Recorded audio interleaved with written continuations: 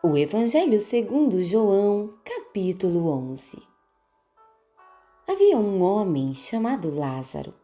Ele estava doente. Era de Betânia, a cidade de Maria e sua irmã Marta. Essa era a mesma Maria que ungiu os pés do Senhor com óleos aromáticos e depois os enxugou com os cabelos. Lázaro, que estava doente, era irmão dela. As irmãs mandaram um recado para Jesus. Senhor, aquele a quem o Senhor ama está muito doente. Quando Jesus recebeu a mensagem, comentou: essa doença não é fatal. Será uma boa ocasião para demonstrar a glória de Deus, a glorificação do Filho de Deus. Jesus amava os três, Marta, a irmã dela e Lázaro. Mas estranhamente, quando soube que Lázaro estava doente, permaneceu onde estava mais 2 dias. Só então disse aos seus discípulos: vamos voltar para a Judeia. Eles disseram: Rabi, o Senhor não pode fazer isso. Os judeus querem vê-lo morto e o Senhor quer voltar. Jesus respondeu: não são 12 as horas da luz do dia? Qualquer um que anda na luz do dia não tropeça, porque há muita luz. Andando de noite pode tropeçar, porque mal enxerga o caminho. Após esse comentário, ele anunciou: nosso amigo Lázaro está dormindo, vou acordá-lo. Os discípulos disseram: Senhor, se está dormindo, vai ter um bom descanso e se levantar bem disposto. Jesus estava falando da morte enquanto os discípulos pensavam numa simples soneca. Então, Jesus resolveu falar claramente. Lázaro morreu. Estou feliz por causa de vocês, porque eu não estava lá. Vocês logo terão novos motivos para crer. Agora, vamos a ele. Tomé, chamado Gêmeo, suspirou e disse aos seus companheiros: vamos, bem que podemos morrer com ele. Quando Jesus finalmente chegou, Lázaro estava morto havia 4 dias. Betânia ficava perto de Jerusalém, distante cerca de 3 quilômetros, e muitos dos judeus davam apoio a Marta e Maria, compadecidos delas por causa do irmão. Marta soube que Jesus estava chegando e saiu ao encontro dele. Maria ficou em casa. Marta então lhe disse: se o Senhor estivesse aqui, meu irmão não teria morrido. Mesmo agora, sei que tudo o que o Senhor pedir a Deus será concedido. Jesus consolou-a: seu irmão vai ressuscitar. Marta respondeu: sei que vai, na ressurreição do fim dos tempos. Você não precisa esperar pelo fim. Eu aqui e agora sou a ressurreição e a vida. Quem crer em mim, ainda que morra, viverá. Qualquer um que vive crendo em mim não irá morrer em definitivo. Acredita nisso? Sim, sempre acreditei que o Senhor é o Messias, o Filho de Deus que veio ao mundo. Depois de ter dito isso, ela foi até onde estava sua irmã, Maria, e sussurrou ao seu ouvido: o Mestre está aqui e perguntou por você. Assim que ouviu isso, ela deu um salto e correu até ele.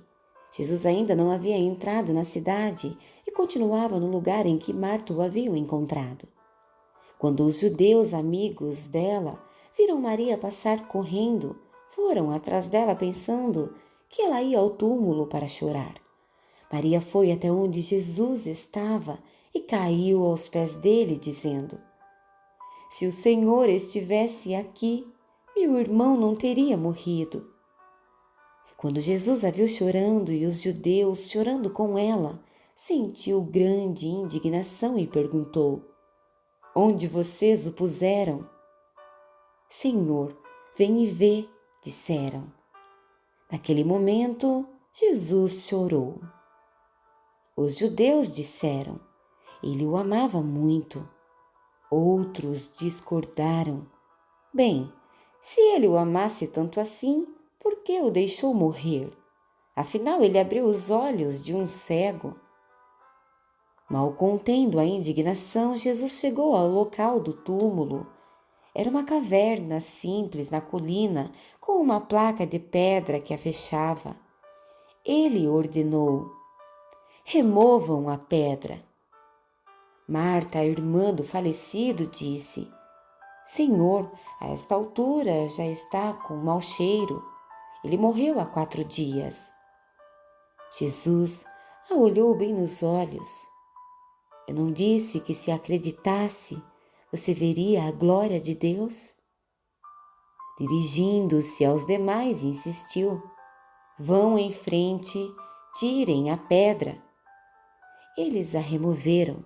Jesus ergueu os olhos para os céus e orou: Pai, sou grato porque até aqui tens me ouvido. Sei que sempre me ouves, mas por causa da multidão aqui presente, oro assim para que eles possam crer que me enviaste. Então ele bradou: Lázaro, venha para cá. Lázaro saiu, ainda enrolado nos panos da cabeça aos pés e com um lenço sobre o rosto. Jesus lhes ordenou: desamarrem-no para que possa ir. O fato causou uma reviravolta entre muitos dos judeus que estavam com Maria. Eles viram o que Jesus fez e creram nele, mas alguns procuraram os fariseus para denunciá-lo. Os principais sacerdotes e os fariseus convocaram uma reunião da liderança judaica.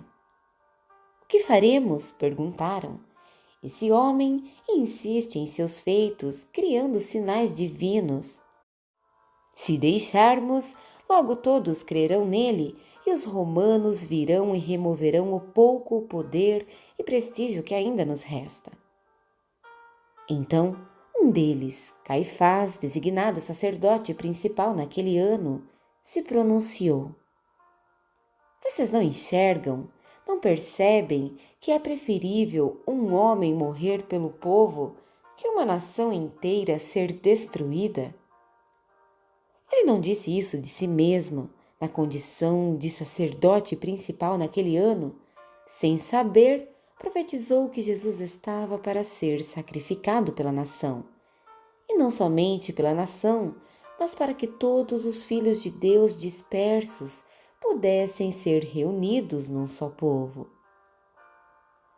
Daquele dia em diante, ficou decidido que iriam matá-lo. Então, Jesus não arriscou mais aparecer em público no território dos judeus.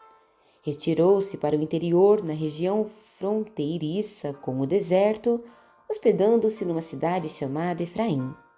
Ali, isolou-se com seus discípulos. A Páscoa se aproximava. Multidões vinham do interior para Jerusalém a fim de se preparar para a festa. Eles estavam curiosos a respeito de Jesus. Ele era o assunto dos que estavam ao redor do templo. O que vocês acham? Será que ele vai aparecer na festa? Enquanto isso, os principais sacerdotes e fariseus publicaram uma nota. Quem soubesse o paradeiro dele deveria informá-los. Eles estavam a postos para prendê-lo.